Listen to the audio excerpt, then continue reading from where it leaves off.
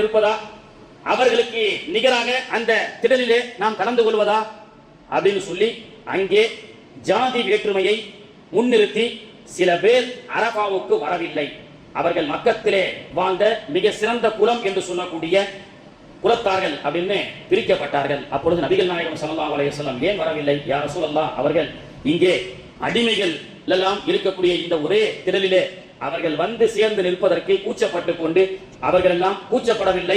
அந்த இன பெருமையை நிலைநாட்டுவதற்கு அவர்கள் வேறு இடத்தை தேர்ந்து கொண்டார்கள் அப்படின்னு சொல்லும் பொழுதுதான் நபிகள் நாயகம் ஸல்லல்லாஹு அலைஹி வஸல்லம் அவர்கள் சொன்னார்கள், அல் ஹஜ்ஜு அரஃபா. ஹஜ்ஜி என்று சொன்னாலே அரஃபா தான். இங்கே இனம், ஜாதி, நிறம் எந்த வேற்றுமையும் இல்லை. அல்லாஹ்வுக்கு முன்பதாக ஒன்றே குலம், ஒருவனே தேவன். பள்ளிவாசலும் அந்த சித்தாந்தத்தை தான் சொல்லிக் கொடுக்கிறது. பள்ளிவாசலை தான் சொந்த காசை போட்டு கட்டி இருந்தாலும் சரி, அல்லாஹ்வுக்காக வக்ஃபு செய்து விட்டார் என்று சொன்னால் அவர் லேட்டாக வந்தால் பின் சஃபில் தான் இருப்பார். ஆனால் அந்த ஊரை சார்ந்த ஒரு கூலி தொழிலாளி ஆரம்பத்தில் வந்தால் அவர் முன் சஃபில் நிற்பார். முன் சஃபில் நின்ற அந்த கூலி தொழிலாளியோ அல்லது கொலைக்கு வந்த சாதாரண இனத்தை சார்ந்தவர்கள் என்று சொல்லக்கூடிய மக்களோ அல்லது கருப்பு இனத்தை சார்ந்தவரோ, நீ ஏன் முன்னாடி வந்து உட்கார்ந்த, நீ பின்னாடி போன்னு இந்த பள்ளிவாசலுக்குள்ள யாரும் சொல்ல முடியாது. ஏனென்றால் பள்ளிவாசலை பொறுத்தவரை, அல்லாஹ்வை பொறுத்தவரை ஆண்டியும் அரசனும் ஒன்று என்ற சித்தாந்தத்தை ஓங்கி முழக்கக்கூடியது பள்ளிவாசல். எனவே பெருமானார் அவர்கள் சொன்னார்கள், அரஃபாவுக்கு வந்து கால் இங்க படாட்டா அது ஹஜ்ஜி கிடையாதுன்னு சொன்னாங்க நபிகள் நாயகம் ஸல்லல்லாஹு அலைஹி வஸல்லம் அவர்கள். ஆனால் எந்த தேசத்துல இருந்து கொண்டு நபிகள் நாயகம் இங்கே நிறத்தால் வேற்றுமை அல்ல, குலத்தால் வேற்றுமை அல்ல, ஒன்றே குலம் ஒருவனே தேவன் என்று ஓங்கி முழங்கினார்களோ அந்த மக்கா தேசமும் சவுதி அரசாங்கமும் இன்று உலக நாகப்பாம்புகளால் உலக பாம்புகளுக்கு என்று அவர்கள் பாலை ஊற்றினார்களோ அதற்கு பிறகு இஸ்லாமியர்கள் இரண்டாக பிரிக்கப்பட்டார்கள். இன்னைக்கு இஸ்லாமியர்கள் உலக அளவில் ஒன்றான்னு கேட்டா கிடையாது. இங்க இருக்கக்கூடிய ஜுப்பா போட்ட பாகிஸ்தான் முஸ்லீமோ, யூபி பீகார் போன்ற ஜுப்பா போட்ட முஸ்லீம்கள் இங்க ரெண்டு முஸ்லீம்களாக பிரிக்கப்பட்டிருக்கிறார்கள். அரபு நாட்டு ஷேக் தோப்பு போட்டிருப்பார்கள் நம்மள மாதிரி. பாகிஸ்தான், பீகார், யூபி போன்ற சராசரி மனிதர்கள் ஜுப்பா போட்டிருப்பார்கள். ஜுப்பா போட்டவர்கள் எல்லாம் மாட்டுக்கறி சாப்பிடுவார்கள். இவர்கள் எல்லாம் தீய சக்திகளால் போலோ ஜெய் ஸ்ரீராம் என்று அடிக்கப்படுகிறார்கள். மாட்டுக்கறி சாப்பிட்டால் அடித்து கொல்லப்படுகிறார்கள். ஏனென்றால் இவர்கள் எல்லாம் பாகிஸ்தானி, யூபி, பீகார்களுடைய முஸ்லீம்கள். யாரு? ஜுப்பா போட்ட முஸ்லீம்கள். மாட்டுக்கறி சாப்பிட்டா உன்னை அடிப்பேன், தொப்பி போட்டிருக்கார், தாடி வச்சிருக்கிறார், ஆனால் உன்னை அடிப்போம், உன்னை தீவிரவாதி என்று சொல்லுவோம். இந்த அடையாளம் உலகம் முழுக்க ஒரு தீவிரவாதிகள் என்று சித்தரித்துக் கொண்டிருக்கக்கூடிய இதே உலகம் தான் தோப்பு போட்டுட்டு தலையில துண்டு போட்டா நமஸ்தே ஜி அப்படின்றான். போய் தெரியுதா? இவர் ரெண்டு முஸ்லீம்களாக பிரிக்கப்பட்டிருக்காங்க. நீ மாட்டுக்கறி சாப்பிட்டு ஜுப்பா போட்டு தொப்பி வச்சு தாடி வச்சா உன்னை நான் ஜெய் ஸ்ரீராம்னு சொல்லி அடிப்போம். நீ அல்லாஹ் அக்பர்னு சொல்லக்கூடாது. உன்னை எல்லாம் இந்தியானாக இருந்தால் பாகிஸ்தானுக்கு போன விரட்டுவோம். மாட்டுக்கறி சாப்பிட்டதற்காக உன்னை அடிப்போம். ஜுப்பா போட்டு தொப்பி போட்டிருந்தால் நீ சராசரியாக வேறு ஏதேனும் ஒரு சின்ன தவறு செய்திருந்தாலும் இது தீவிரவாத நோக்கத்தோடு சொல்ல செய்யப்பட்டது என்று உன்னை எல்லாம் கேஸ் போட்டு உள்ள தள்ளுவோம். ஆனால் துபாய் ஷேக் தலையில துண்டு போட்டு தோப்பு போட்டிருந்தா நமஸ்தே ஜி, சலாம் அலைக்கும் ஜி, கட்டி பிடிப்போம். ஆக ஜுப்பா போட்ட இஸ்லாமியர் எல்லாம் இன்னைக்கு தீண்ட தகாதவனாக, தோப்பு போட்டு தலையில் துண்டு போட்டவன் எல்லாம் நமஸ்தே ஜி, சலாம் அலைக்கும் ஜி என்று கட்டி பிடிக்கின்றார்களே, இது இந்த இஸ்லாமிய கோட்பாடை ஒன்றே குலம் ஒருவனே தேவன் என்று சொன்ன அந்த மக்கா தேசத்தில் இருக்கக்கூடிய ஷேக்குகளே என்னைக்கு பாம்புக்கு பாலை வளர்க்க ஆரம்பித்தார்களோ, பாம்புக்கு பாலை கொடுத்து வளர்க்க ஆரம்பித்தார்களோ அன்றிலிருந்து சவுதி அரசாங்கம் யூதர்களுடைய அடிவருடிகளாக ஆகிவிட்டது.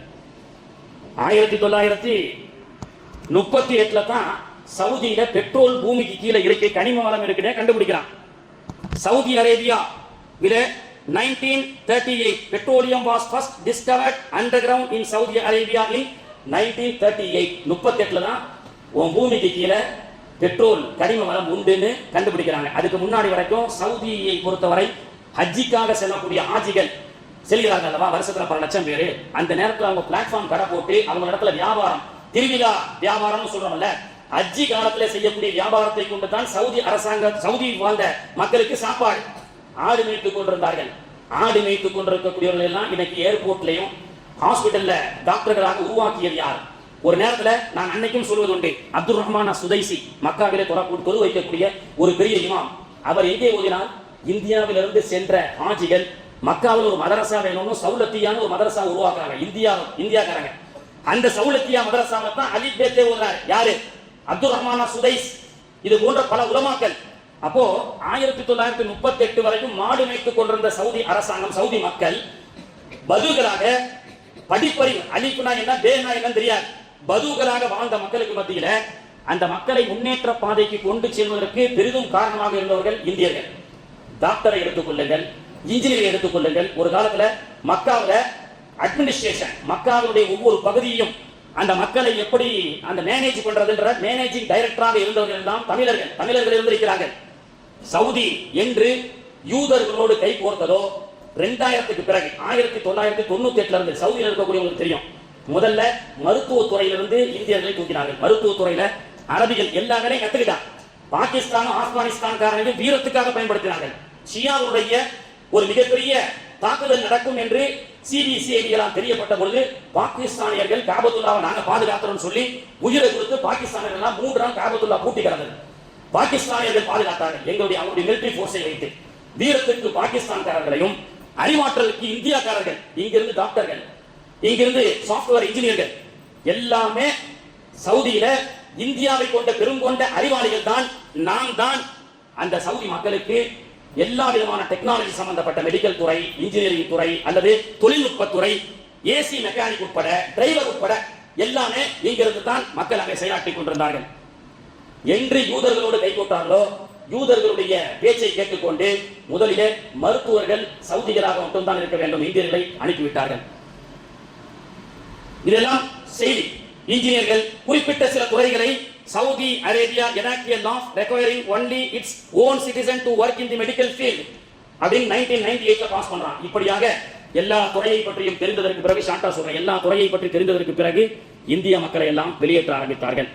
எந்த அளவுக்கு இன்னைக்கு நம்ம புறக்கணிக்கப்பட்டிருக்கின்றோம் என்று சொன்னால், சுமார் 30,000 ஹாஜிகள் கூட இந்த வருஷம் எங்க நாட்டுக்கு வரக்கூடாதுன்னு சொல்லக்கூடிய அளவுக்கு எந்த நாட்டை மதரசாவை உருவாக்கி அந்த நாட்டு சம்பந்தப்பட்ட மெடிக்கல் துறை, அந்த நாடு சம்பந்தப்பட்ட எல்லா துறைகளிலும் மேம்படுத்தினார்களோ இந்தியர்கள், இன்னைக்கு கேவலமாக கருதப்படுகிறார்கள். இன்னைக்கு பலஸ்தீன மக்கள் கொத்து கொத்தாக சாகடிக்கப்பட்டுக் கொண்டிருக்கின்றார்கள். குழந்தைகள் பசியில் பட்டினியிலும் துடித்துக் கொண்டிருக்கின்றார்கள். ஆனால் ஆடுகளை எல்லாம் விரட்டிவிட்டு பாம்புக்கு பாலை ஊற்றிய கதையாக பாவம் கஷ்டப்பட்டுக் கொண்டிருக்கக்கூடிய அமெரிக்க அதிபர் ஜார்ஜ் டொனால்ட் ட்ரம்புக்கு கத்தார் அரசாங்கம், அவர் ரொம்ப கஷ்டப்படுறாரு, வறுமை கோட்டுக்கு கீழே இருக்கிறார்ல அமெரிக்க அதிபர், 3280 கோடி ஜம்போ ஜெட், பறக்கும் விமானம் அல்ல, பறக்கும் சொகுசு மாளிகை கொடுத்திருக்கிறார்கள். 3280 கோடிக்கு கஷ்டப்படக்கூடிய அமெரிக்க அதிபருக்கு பலஸ்தீன மக்கள் ரொம்ப சந்தோஷமா இருக்கிறாங்க, எல்லா வளத்தோடு இருக்கிறாங்க, அவங்களுக்கு சாப்பாடு எந்த பிரச்சனையும் இல்லை. அதனால அவங்களை கண்டுகிறேன். அல்லாஹ் பாதுகாக்க வேண்டும் சகோதரனே. பாலுக்கு, அதாவது பாம்புக்கு பாலை ஊத்த ஆரம்பித்து இஸ்லாமியர்கள் இரண்டாக பிரிக்கப்பட்டு ஜுப்பா போட்டவனும் தொப்பி போட்டவனும் எல்லாம் மாட்டுக்கறி சாப்பிடுகின்றான், அவரெல்லாம் தீவிரவாதி என்று சொல்லக்கூடிய இந்த தீய சக்திகள் தோப்பு போட்டுட்டு மேல துண்டை போட்டுட்டு வரக்கூடிய ஒட்டகம் கறியை சாப்பிடக்கூடியவனுக்கு மட்டும் நமஸ்தே ஜி என்று போடக்கூடிய அளவுக்கு சூழல் மாறி இருக்கிறது என்று சொன்னால், சரி என்ன அதற்கு செய்வது வருங்காலத்துல சொன்னா, வருங்காலத்துல இன்னைக்கு எதிர்கால பிள்ளைகளை நல்ல ஒரு நிலைமைக்கு ஆளாக்க வேண்டும். எந்த சவுதி ஒரு விஷயத்தை தெரிந்து கொள்ள வேண்டும், நம்ம எவன் விரட்டி அடிக்கின்றான ஒரு நாட்டை விட்டு அந்த நாட்டிலேயே போய் வாழ்ந்து காட்டணும்.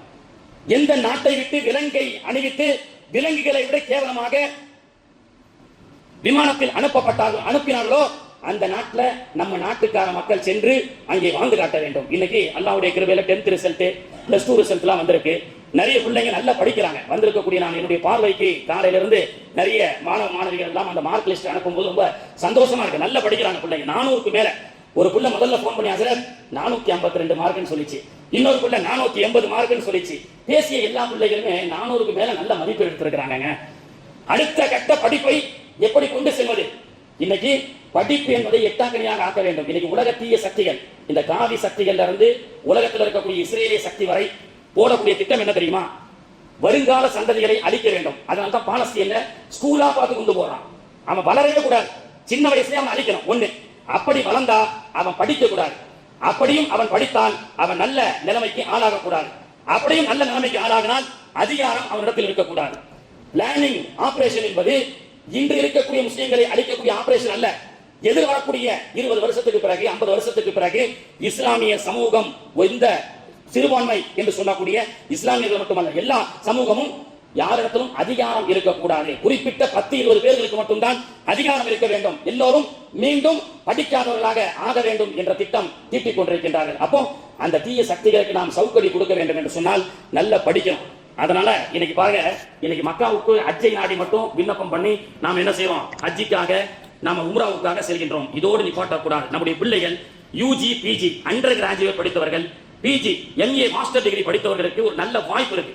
யாரு நமக்கு விசா கொடுக்கறன்னு சொன்னானோ அந்த நாட்டுக்கு நம்ம கண்ணியமா போகணும்னு சொன்னா கிங் சவுதி அரேபியா யூனிவர்சிட்டி ரியாத்ல ரிசர்ச் படிப்புக்காக, சவுதி பொதுவாக அரபு நாட்டில் இருக்கக்கூடிய யூனிவர்சிட்டிகள்ல ரிசர்ச்சுக்காக படிக்கக்கூடிய எம்ஃபில் படிப்பதற்கு, பிஹெச்டி படிப்பதற்கு, ஆய்வு சம்பந்தப்பட்ட படிப்பதற்கு அவர்கள் வெளிநாட்டு மாணவர்களை வரவேற்கிறார்கள். நாம ஹாசாயிக்கு ஹவுஸ் டிரைவரா போறோம், துப்புரவு பணியாளரா போறோம், டிரைவரா போறோம். இதெல்லாம் இந்த சமூகத்துல நிப்பாட்டப்பட வேண்டும். எதிர்வரக்கூடிய சமூகத்துல அது மட்டும் இல்லைங்க, மதீனா யூனிவர்சிட்டியில போய் படிச்சா விசா ஃப்ரீ, டிக்கெட் பெருங்கொண்ட நல்ல மார்க் எடுத்தா ஸ்காலர்ஷிப் கொடுக்குறாங்க. மதீனா யூனிவர்சிட்டியில போய் உங்களுடைய பிச்சை பிள்ளைகள் படித்தாங்கன்னு சொன்னா 5 வேளை மதீனாவில் போய் தொழுகலாம், பஸ் ஃப்ரீ.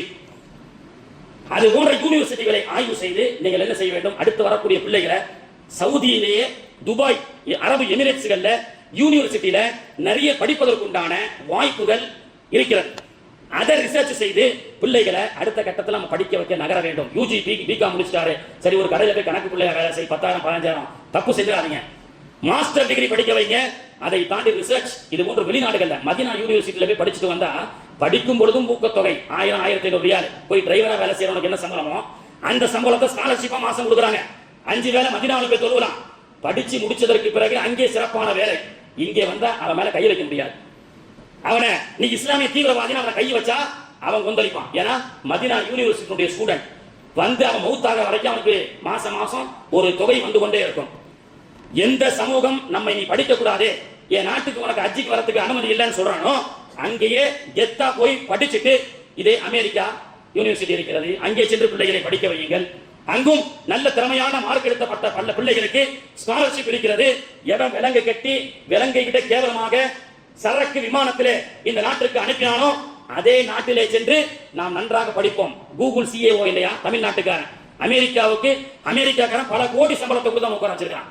அப்ப அந்த மாதிரி ஒரு அதிகார வர்க்கத்தை நன்றாக படிக்கக்கூடிய இந்த இளவல்களை நல்ல நிலைமைக்கு ஆளாக்குவதற்குண்டான ஒரு நல்ல முயற்சியை மேற்கொள்ளுங்கள். பிள்ளைகளை சிறப்பாக படிக்க வையுங்கள். அதிகாரம், இரையச்சமும் வேணும். அதிகாரம் வந்துருச்சு, முஸ்லீம்குள்ள சிபி நல்ல பெரிய போஸ்டிக்கு போயிட்டாரு, மார்க்க இல்லாட்டா வேலூர் இப்ராஹிம் மாதிரி சைத்தானோட சேர்ந்துவான். அப்ப தொப்பி போட்டா மட்டும் பரவாயில்ல, முஸ்லீம் பேர் வச்சா மட்டும் போதாது, தக்குவாவும் சேர்ந்து வர வேண்டும். இரையச்சம், அல்லாஹ்வுடைய தொடர்பு, காசுக்காக சமூகத்தை அடமானம் வைக்கக்கூடிய மூதேவிகளாக இல்லாமல் சீதேவிகளாக நம்முடைய பிள்ளைகளை வளர்த்து வார்த்தை எடுக்கக்கூடிய ஒரு காலத்தில் சிச்சுவேஷன்ல நாம் இருந்து கொண்டிருக்கின்றோம். தேர்வின் முடிவு இது, உங்களின் முடிவு எது என்று இருக்கக்கூடிய இந்த சூழல்ல எதிர்கால படிப்பை இந்த பிள்ளைகளுக்கு சிறப்பாக கொடுக்க வேண்டும். ஏனென்றால் நிறைய தமிழகத்தில் கேரளாவிட நிறைய டாக்டர்கள் உருவாக்கி கொண்டிருக்கின்றார்கள். இந்த தமிழ்நாட்டுக்காரனையும் கேரளாக்காரனையும் படிப்பால அடிக்க வேண்டும் என்பதற்காகத்தான் நீட்டை கொண்டு வந்தான். இன்னைக்கு மெடிக்கல் கனவில் இருக்கக்கூடிய எத்தனை பிள்ளைகள் உயிரை மாய்த்துக் கொண்டிருக்கிறார்கள் இஸ்லாமியர்களை தவிர. ஏன்னா நாம பிள்ளைகளுக்கு தற்கொலை ஹராம்னு சொல்லிக் கொடுக்கறதுனால இஸ்லாமிய பிள்ளைகள் யாரும் செய்து கொள்வதில்லை. அப்போ எதிர்கால சந்ததிகளை படிப்பில்லாதவர்களாக, அவர்களுக்கு அதிகாரம் இருக்கக்கூடாது என்பதற்கான ஒரு சூழ்ச்சி இந்தியாவிலும் உலக அளவிலும் அரங்கேறிக் கொண்டிருக்கின்றது. அந்த சூழ்ச்சிக்கு இரையாகாமல் எந்த தேசத்தை விட்டு நம்மை போ என்று சொல்கின்றானோ, எந்த தேசத்தில் நமக்கு படிப்புக்கு தடையாக இருக்கின்றானோ அவனுக்கு முன்பதாக நன்றாக வாழ்ந்து காட்டுவதுதான் அவனுக்கு நாம் கொடுக்கக்கூடிய சாவுமணி என்பதை நாம் தெரிந்து கொண்டு எதிர்கால பிள்ளைகளை நல்ல லட்சியத்தோடு நாம் படிக்க வைப்போம். அல்லாஹ் தஆலா சென்றிருக்கக்கூடிய ஹாஜிகள் சிறப்பான முறையில் தாயகம் திரும்பக்கூடிய பாக்கியத்தையும், இன்று பிள்ளைகளுக்கு நல்ல ரிசல்ட் வந்திருக்கிறது, +2 ரிசல்ட் வந்திருக்கிறது, நம்ம வீட்டு பிள்ளைகள் எதிர்காலத்தை அல்லாஹ் தஆலா சிறப்பானதாகவும் ஆக்கி தந்து அருள் புரிவானாக. சுன்னத்தோட தொடர்பு கொள்ளுங்கள். அதுக்கு முன்பதாக ஒரு சின்ன அறிவிப்பு. நம்முடைய சாமந்தான் பாளையம் முஸ்லீம் தெரு மகர்மம்புச்சாவடியில் அல் மதரசத்துல் நகலா ஆண்கள் மற்றும் பெண்கள் அரபி பாடசாலை சமீபமாக 3 ஆண்டுகள் நடைபெற்றுக் கொண்டிருக்கிறது. இன்ஷா அல்லாஹ் அந்த மதரசாவுடைய பட்டமளிப்பு விழா 17ஆம் தேதி நாளைக்கு அசருக்கு பிறகு